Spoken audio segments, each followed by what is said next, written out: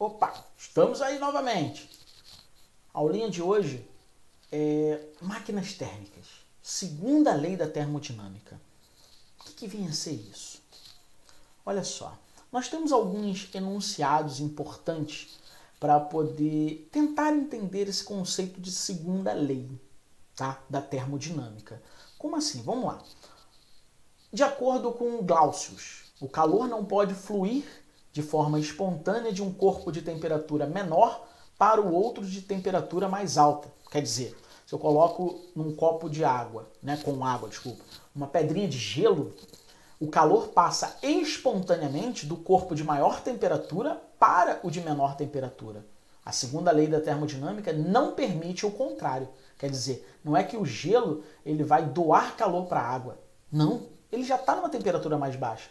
Então o que resta a ele é receber calor da água, né, que seria a vizinhança. O gelo seria o sistema e a água seria a vizinhança. Esse é o primeiro conceito aí, o enunciado de Clausius. Tem mais algum? Sim. Antes disso, olha só. O enunciado de Kelvin Planck. Analisa comigo. Nenhuma máquina térmica operando em ciclos pode retirar calor de uma fonte e transformá-lo integralmente em trabalho. Ficou bonito, cara. Eu gostei desse enunciado, mas seja mais objetivo. Sim. Sabe o que eu quero dizer com isso? Não existe rendimento 100%. Como assim? Analisa comigo, né? Será que toda a energia elétrica que chega na lâmpada vai ser convertida em energia luminosa? Não. Parte dessa energia vai ser transformada em calor. Então uma máquina térmica, que é aquela que utiliza a energia térmica como fonte principal, né, para converter em trabalho, que é energia útil, não vai ser 100%. O que eu quero dizer? Que eu não tenho 100% de transformação. Tá?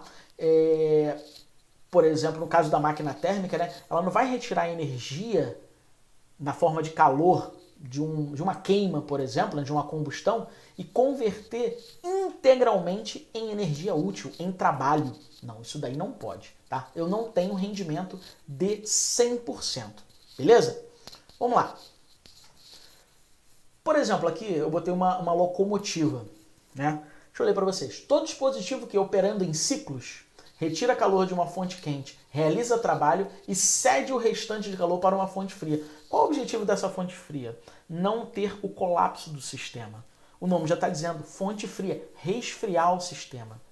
Então, por exemplo, se eu pego parte dessa energia, converto ela em trabalho e a outra parte vai ser rejeitada. Mas como assim rejeitada? É porque eu preciso de um sistema de resfriamento para não ter o colapso daquela máquina, tá?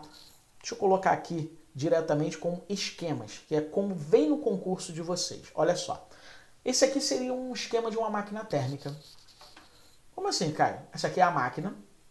Ela retira parte dessa energia de uma fonte quente, tá?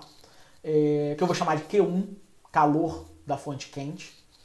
Parte dessa energia é utilizada como trabalho, eu posso chamar também de energia útil, e a outra parte vai ser para uma fonte fria. Vai cair, se eu não tiver essa fonte fria aqui, colapso no sistema, certo?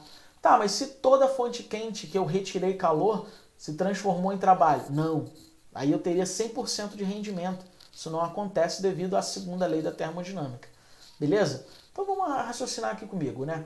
Como que eu calcularia o trabalho? O trabalho é Q1 menos Q2. Isso é lógico, né? Se eu retirei 1000 joules de uma fonte quente e liberei para uma fonte fria, né? Rejeitei 200 joules, quanto que eu utilizei, que é o trabalho realizado? 800. Como que você chegou a essa conclusão? 1000 menos 200. Ah, então se eu pegar o calor retirado, né, a energia retirada, com a energia da fonte fria, que é a energia rejeitada, eu tenho trabalho? Com certeza. Mais um sistema de conservação de energia, né? Você tem que a energia total aqui, ó, ela é dividida em o trabalho e a energia Q2 da fonte fria. Mais um sistema de conservação de energia. Termodinâmica estuda isso, a conservação de energia. Beleza. Vamos ver umas características. Máquinas térmicas, características. eles recebem calor de uma fonte de alta temperatura. Pode ser uma energia solar. Tá vendo? Prática. Coloquei na prática. Fiz questão de colocar isso na prática, que eu penso em quê? Em banca de concurso. Então vamos lá. Energia solar, forno a óleo, o próprio reator nuclear, seria a fonte onde você retira essa energia com uma alta temperatura, né? A fonte de calor. Seria o Q1. Convertem parte desse calor em trabalho, geralmente girando um eixo, no caso da locomotiva, né? Ou então um carro que está se movimentando devido à explosão do combustível. Então, quer dizer, esse segundo tópico aí seria o trabalho, a energia útil. Rejeitam o calor remanescente em um sumidouro de calor a temperaturas mais baixas. Pode ser a própria atmosfera, rios, sistema de arrefecimento, né? E, enfim, isso aí seria o quê? O Q2, aquela energia que é rejeitada para uma região com temperatura mais baixa, uma fonte fria. Então, ó, primeiro tópico seria o Q1, aqui seria o trabalho e aqui Q2. E isso depois vai ocorrer sempre em ciclos. Então isso aqui seria a prática de uma máquina térmica, tá bom? Ó, barco a vapor, o próprio motor a gasolina, a usina termonuclear. Ótimo exemplo, muito importante isso daqui. Cara, como é que eu calculo esse rendimento? Primeiro, o que é rendimento? Se você faz uma prova de 10 questões e acerta 8, você tirou 8 de 10, 0,8 ou 80%. O rendimento, por essa letrinha grega aqui, eta, né? É igual ao trabalho, que é a energia útil, sobre a energia total. É claro, né? Você utilizou, no caso da prova, o exemplo da prova, 8 questões num total de 10. Então, 8 em 10 vai me dar 80%. No caso da máquina térmica, você utilizou uma energia, mas tinha uma energia total. Então, vamos lá. Trabalho, W. Q1, energia da fonte quente. Então, se eu tenho a razão entre o trabalho com a energia da fonte quente, eu tenho o meu rendimento. Beleza, primeira fórmulazinha para rendimento e a mais fácil, né? Porém, o trabalho nós vimos que é Q1 menos Q2. Não é isso? Se você pegar a energia da fonte quente e diminuir da fonte fria, eu sei o que eu utilizei, eu sei o meu trabalho. Então, no lugar de trabalho aqui, ó, eu substituo por Q1 menos Q2. Ficou dessa maneira, ó. Rendimento é Q1 menos Q2 sobre Q1. Q1 dividido por Q1 dá 1. Q2 dividido por Q1 não tem muito o que fazer. Então essa aqui é uma expressão que relaciona o rendimento somente com a quantidade de calor da fonte quente e da fonte fria, sem relacionar ao trabalho. Cai, mas se na questão ele falar de trabalho, aí você usa essa. Vai ser trabalho sobre Q1. E se ele só falar do que eu retirei da fonte quente e o que eu rejeitei para a fonte fria, aí você utiliza essa. 1 menos Q2 sobre Q1. Toma cuidado, hein? Primeiro você faz aqui essa divisãozinha, depois 1 menos. Esse 1 menos quer dizer o seguinte, que você vai ter no máximo, o valor aqui 1, para não ter rendimento negativo. Só que quando n for igual a 1, n não, né? Eta for igual a 1, que é esse, parece um nzinho, né? O rendimento for igual a 1, que é 100%, isso daqui vai contrariar a segunda lei da termodinâmica. Por quê? Porque se o Q2 for igual a 0, significa que eu retirei toda a energia de uma fonte térmica e aproveitei toda essa energia na forma de trabalho. A segunda lei da termodinâmica diz que isso é impossível. Então, numa máquina térmica, de acordo com a segunda lei da termodinâmica, eu não tenho esse Q2 tá, igual a 0. Isso daqui contraria a segunda lei da termodinâmica. Beleza, então nós temos essas duas expressões aí para o rendimento de uma máquina térmica, né? Em função da energia retirada, Q1, aproveitada ou útil, trabalho, e rejeitada, Q2, para a fonte fria. Beleza. Ciclo de Carnot, o que é isso? Nós temos Nicolas Carnot fazendo um rendimento, né, uma expressão para o rendimento máximo teórico de uma máquina térmica em função das suas temperaturas. Quer dizer, ao invés dele relacionar a quantidade de calor, ele relacionou a energia, né, apenas a temperatura absoluta. Como assim absoluta, Kai? Em Kelvin. É só pegar Celsius e somar 273, tá bom? Então, vou ler aqui embaixo rapidinho, ó. Carnot mostrou que quanto maior a temperatura da fonte quente, maior seria o seu rendimento para uma substância que se comportasse como um gás ideal. Mas na prática eu não tenho gás ideal, eu tenho gás real. Então vamos lá, como que seria esse ciclo de Carnot? O ciclo de Carnot, uma máquina que trabalha utilizando o ciclo de Carnot, esse trabalho é feito da seguinte maneira.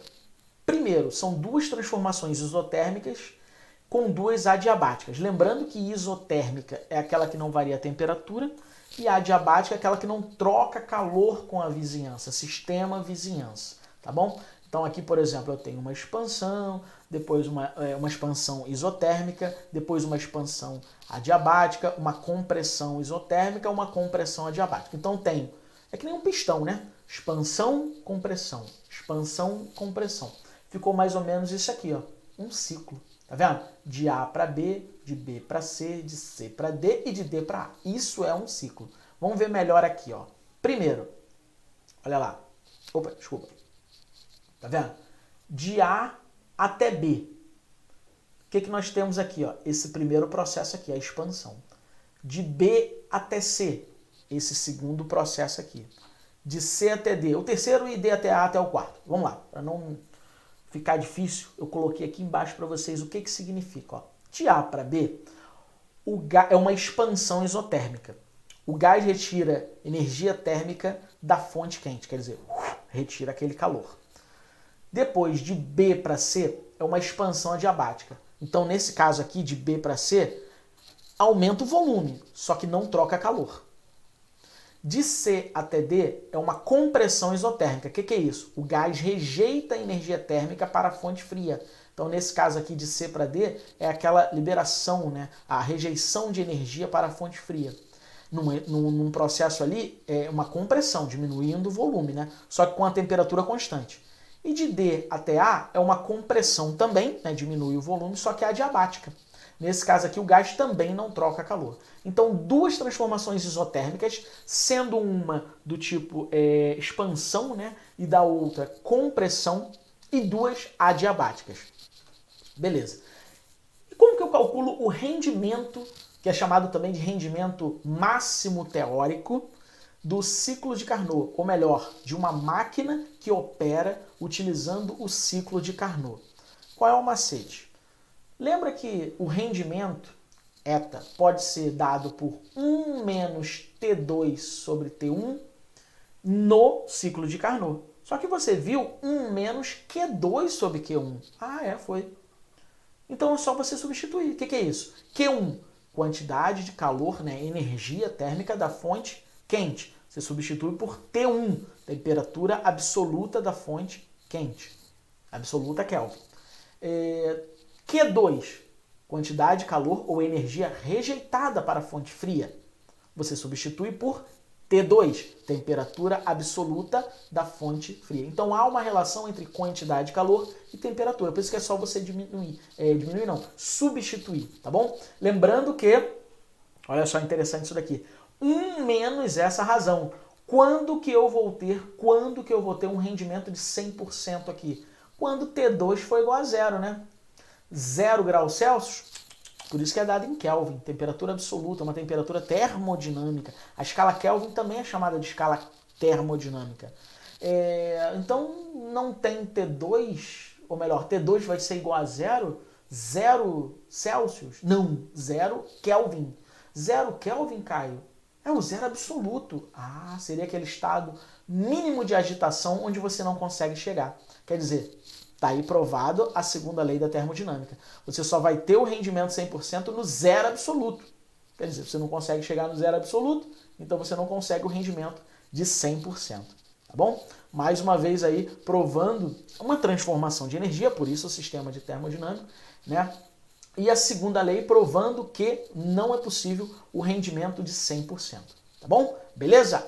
Ótimo. Então nós vimos hoje a segunda lei da termodinâmica, as máquinas térmicas, né? Colocamos no nosso cotidiano, tá bom? Locomotivas, barco a vapor, mais o que?